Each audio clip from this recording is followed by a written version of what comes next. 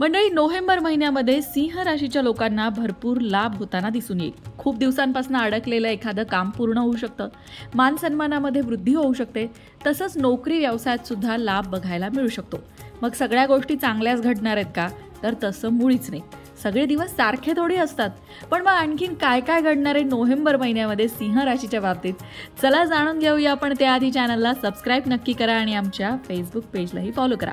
मंडळी, स्पष्ट बोलणारे, जे मनात तेच ओठावर असणारे, आपल्या तत्वाच्या बाबतीत ठाम असणारे, कुणापुढेही न झुकणारे सिंह राशीचे लोक यांच्यामध्ये नेतृत्व गुण मुळातच असतात.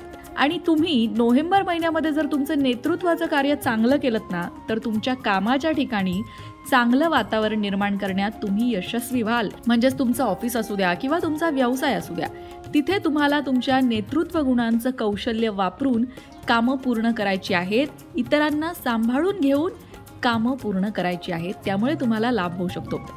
भागीदारीत जर तुमचा व्यवसाय असेल तर त्या कामामध्ये पारदर्शकता ठेवणं मात्र आवश्यक आहे. कारण भागीदारीमध्ये दोघांचं सहकार्य महत्त्वाचं असतं आणि अशाच सहकार्याची अपेक्षा तुमच्याकडूनही केली जाऊ शकते. सरकारी योजनांचा लाभ होण्याची शक्यता या महिन्यात तुम्हाला आहे.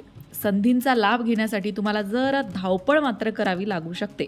एकाग्रता वाढवण्यासाठी विद्यार्थ्यांनी नियमितपणे ध्यान केलं पाहिजे. त्यांना त्याचा फायदा होऊ शकतो. सिंह राशीच्या लोकांच्या कौटुंबिक जीवनाबद्दल बोलायचं झालं तर नोव्हेंबर महिन्यामध्ये तुम्हाला कौटुंबिक स्तरावर एखादा मोठा निर्णय घेण्याची वेळ येऊ शकते. सिंह राशीच्या लोकांसाठी ज्या चांगल्या गोष्टी नोव्हेंबर महिन्यामध्ये घडणार आहेत, त्यामध्ये तुमच्या विकास योजना तुम्ही अंमलात आणाल आणि तुम्हाला तुमच्या कामामध्ये यश मिळेल. तुम्ही सामाजिक कार्यातून सुद्धा भाग घेताना दिसाल आणि त्याचा लाभ तुम्हाला होईल. पण काही अपमानाचे प्रसंग सुद्धा येऊ शकतात. ते तुम्हाला जरा काळजीपूर्वक हाताळावे लागतील. संयम ठेवावा लागेल आणि योग्य ठिकाणी योग्य शब्दांचा वापर करून बोलावं लागेल. गुणवत्ता तुम्हाला तुमच्या बदली वाढवावी लागेल. तुम्ही जे कुठलं काम करत आहात त्यामध्ये गुणवत्ता आणण्याचा प्रयत्न करा. या महिन्यामध्ये तुमची आर्थिक प्राप्ती निश्चितच चांगली राहील. आता या सगळ्या गोष्टी जरी चांगल्या घडणार असल्या ना, तरी मघाशी म्हटलं तसं सगळे दिवस सारखे नसतात. तुमच्या नोकरीमध्ये तुम्हाला समस्यांचा सामना करावा लागू शकतो, ज्यामुळे तुमच्या चिंता वाढू शकतात. त्याचबरोबर व्यवसायात थोडासा चढ उतार सुद्धा येऊ शकतो. तसं तर करिअरच्या बाबतीत तुम्हाला चढ उतार येऊनही यश बघायला मिळणार आहे. पण चढ उतारांचा सामना मात्र करावा लागेल. त्याचबरोबर तुमच्यावर कामाचा थोडा दबाव सुद्धा या महिन्यामध्ये असू शकतो. त्याचा तणाव तुम्हाला येऊ शकतो. परिणामस्वरूप घाई गडबडीत कामं करणं किंवा कामात चुका होणं, या सगळ्या गोष्टी घडू शकतात आणि या तुम्ही टाळू शकता. संयम ठेवून टाळू शकता. त्याचबरोबर स्वतःच्या व्यक्तिमत्वावर थोडंसं काम केलं आणि रागावर नियंत्रण ठेवलं तर गोष्टी नक्कीच सुधारतील. आता सिंह राशीच्या लोकांसाठी काही उपाय सुद्धा आहेत. म्हणजे ज्योतिषशास्त्रानुसार सिंह राशीच्या लोकांसाठी सोनं शुभ ठरतं. भाग्योदयासाठी या लोकांनी सोन्याच्या अंगठीचा वापर करावा असा सल्ला दिला जातो. सिंह रास ही अग्नितत्वाची रास आहे, कारण तिचा स्वामी सूर्य आहे. त्यामुळेच या राशीच्या लोकांसाठी सोनं फायदेशीर ठरतं. दिवाळीनिमित्त तुम्ही नक्कीच सोन्याची खरेदी करा किंवा एखादी सोन्याची अंगठी घ्या आणि ती घाला. त्यामुळे तुम्हाला निश्चितच लाभ होताना दिसेल. आता तुमचा प्रश्न असेल की फक्त सोन्याची अंगठी घातल्याने असं काय घडणार आहे? तर ज्योतिषशास्त्रात सोनं धारण करणं अनेक फायदे देणारं ठरतं असं सांगितलं गेलंय. सोन्याची अंगठी तर्जनीत घातली तर व्यक्तीची एकाग्रता वाढते.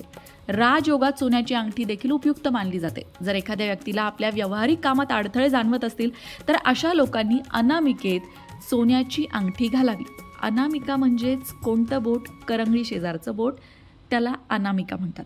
अर्थात हा नियम सगळ्या राशींना लागू होत नाही. हा उपाय विशिष्ट राशींसाठीच लाभदायक ठरतो. सिंह राशीसाठी हा उपाय निश्चितच लाभदायक ठरतो. पण आता जर तुमचं असं म्हणणं असेल की नाही बाबा, आम्ही सोन्याची अंगठी नाही खरेदी करू शकत, सोन्याचे भाव काय झालेत, मग आता आम्ही आमच्या प्रगतीसाठी काय करायचं? तर बिनखर्चिक उपाय आहे, तोही सांगते. हे बघा, मघाशी म्हटलं तसं सिंह राशीचा स्वामी आहे सूर्य.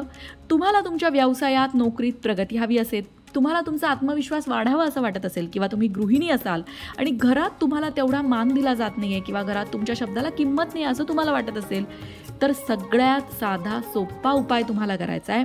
तो म्हणजे रोज सकाळी लवकर उठायचं, स्नान करायचं आणि सूर्योदयाच्या वेळेला सूर्याला अर्घ्य अर्पण करायचं. पुढचा प्रश्न, अर्घ्य अर्पण करणं म्हणजे काय? एक तांब्याचा कलश घ्यायचा, त्यामध्ये शुद्ध पाणी भरायचं, त्यामध्ये कुंकू टाकायचं, अक्षता टाकायच्या, असेल तर लाल फूल टाकायचं आणि हे पाणी बरोबर सूर्योदयाच्या वेळेला सूर्याला अर्पण करायचं. सूर्याला नमस्कार करायचा आणि येत असेल तर सूर्याचा मंत्र सुद्धा म्हणायचा. हे केल्यामुळे काय होतं, आत्मविश्वास वाढतो. नोकरी मिळत नसेल किंवा करिअरमध्ये प्रगती होत नसेल तर या समस्या सुद्धा दूर होतात. त्याचबरोबर जर तुम्ही सरकारी परीक्षांची तयारी करत आहात तर तुम्हाला सूर्यदेवच तारू शकतात, कारण सूर्य हा सरकारी कामं करून देण्याचा ग्रह आहे. म्हणून तुम्ही तर हा उपाय करायलाच हवा. ही सूर्याची उपासना आहे आणि सूर्याची उपासना केल्यामुळे मान सन्मानात वाढ होते, पदप्रतिष्ठा वाढते. त्याचबरोबर सरकारी कामं सुद्धा होतात.